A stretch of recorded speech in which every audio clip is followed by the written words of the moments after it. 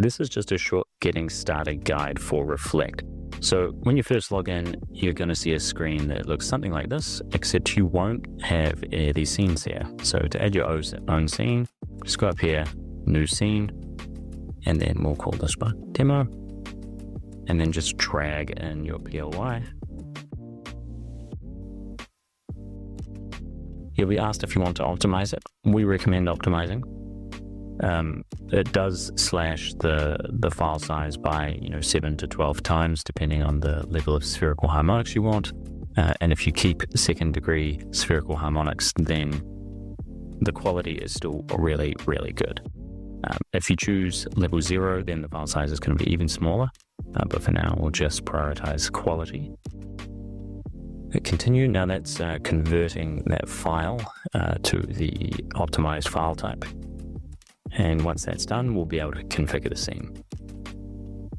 So here we are, our scene has loaded in, and one thing you're probably going to see for most of your scenes is some slight rotational issues. So as you can see here, we're in a little bit of an angle.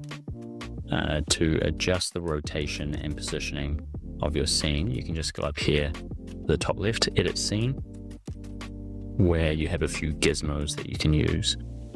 So if you turn on the grid, you'll be able to see sort of like the horizontal plane. And let's just flatten this out a bit.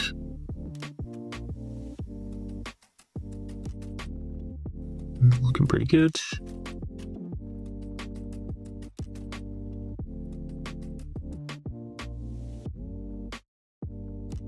Nice, we'll call that good enough. Now, to move around the space, you can use WASD. You can click on a point where that will set the sort of focus that you can orbit around. You can right-click or two-finger click and drag. And if you scroll, it will dolly in and out. So just use those controls to find a perspective that you like. I'm going to say that this is a really nice angle of this couch, this corner over here. And this is going to be my first view. So to create a view, just go over here to Views, create a view group, and then a view. So what this has done is it has saved the position of the camera and what we're looking at as our first view. If we hit edit, now we can configure the orbit limits that are going to be enforced when this is deployed in the viewer.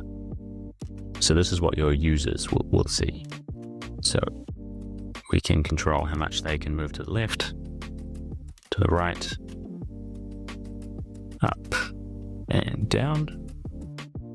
And then if you hit the lock on the bottom right and move it around, you'll see how much the user is able to move. And what we might do is just tighten that up just a little bit. And if the lock is not on, and you actually move the camera by, say, two-finger click and drag, what's going to happen is that these values over here are going to change. So right now, this has indicated that this is the new position and look at value for the camera. If we wanted to save this as our new position and look at value, we can hit save, or we can hit reset. So it's important to distinguish between the position, look at value, and zoom levels. These are all saved here, whereas the scene itself and the orbit limits are saved up here. So that's pretty good. Let's get a new view. So let's focus on this chair, create a new one, and we can actually change the FOV to 2. It seems a little strong. You go 1.6.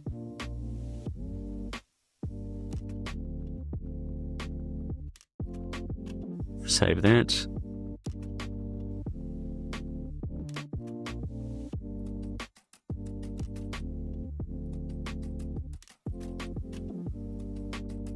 And now that I'm happy, we can save and preview to have a look at how our users are going to experience this scene once you share it. So here it is. You can see the orbit limits that we enforced before are present, and we tighten up the field of view for this chair view here. So that looks great. And if I wanted to share that, I can just go into share scene, copy this link, and then share it around. So that's a very high level. If you have any questions or if you need any support, please join our Discord, and we'd love to hear from you.